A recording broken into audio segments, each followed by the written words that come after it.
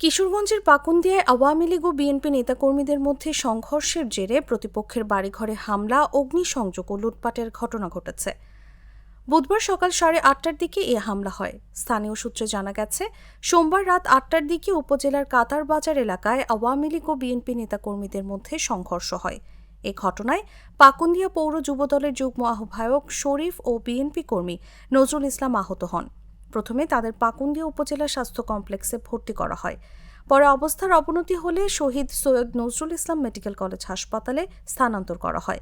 আমার ঘরে 10 লাখ টাকা আছে, আমার ছেলেরা বিদেশ পাঠান 10 লাখ টাকা নিছে, সবার কাছ থেকে 10 ভরি স্বর্ণ, আলমারি, চোখে যা আছে সবকিছু ভাঙিয়ে সবকিছু নিয়ে গেছে। এরপরে বাড়ির কবুতর, হাঁস, মুরগি যা ছিল সবকিছুই নিয়ে গেছে।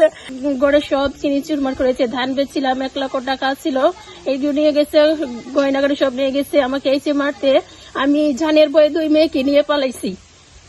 এমন কোন জিনিস বাদ দেয় যে পড়ে নাই, ভাঙচুর করে নাই, কইরা পরে আগুন লাগাই দিয়েছে। এরই ধারাবাহিকতায় বুধবার সকাল 8:30টার দিকে উপজেলার কুরতলা এলাকার ইসামউদ্দিন মাস্টারের বাড়িতে হামলা চালানো হয় বলে অভিযোগ ওঠে। হামলায় ঘরবাড়ি ভাঙচুর ও অগ্নিসংযোগের পাশাপাশি স্বর্ণালংকার এবং নগদ অর্থ লুটের অভিযোগ রয়েছে।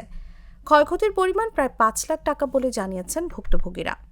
তবে অভিযোগ অস্বীকার করে জাতীয়তাবাদী জনতা দলের কেন্দ্রীয় নেতা মোহাম্মদ রায়হানুল ইসলাম রাজু বলেন, এ ঘটনার সঙ্গে আমার কোনো সম্পৃক্ততা নেই। না, আমরা এরকম কিছু করি নাই। ওদের বাড়ি ঘরে আগুন দিছে, দিয়া ওটা প্রপাগান্ডা ছড়াইছে। এইগুলি মিথ্যা বলো। আমি তো আসি আমার রুগী নিয়ে ঘুরেছি। কিশোরগঞ্জের অতিরিক্ত পুলিশ সুপার ইমরানুল ইসলাম বলেন, ঘটনাটি আমরা গুরুত্ব সহকারে তদন্ত করে দেখছি। প্রাথমিকভাবে মনে হচ্ছে এটি জমিজমা সংক্রান্ত পূর্ব বিরোধের জের। শরীফ এবং ভিকটিম নজরুল, আমরা জানতে পারছি পরে তারা দুইজনে হলো বিএনপি সমর্থক ছিল।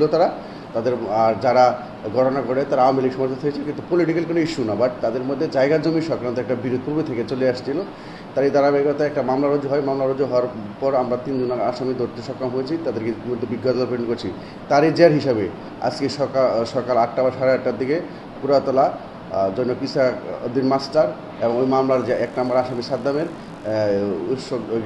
কিছু বিশৃঙ্খল জনতা তাদের বাড়িঘর অগ্নিসংযোগ কিছুটা করেছে, তারা আমি ইতিমধ্যে ঘটনাস্থল পরিদর্শন করেছি। উক্ত বিষয়ে কোনো অভিযোগ এখন পর্যন্ত পাওয়া যায়নি। অভিযোগ যদি পাওয়া যায়, অভিযোগ প্রাপ্তির সাপেক্ষে আইনানুগ ব্যবস্থা গ্রহণ করা হবে।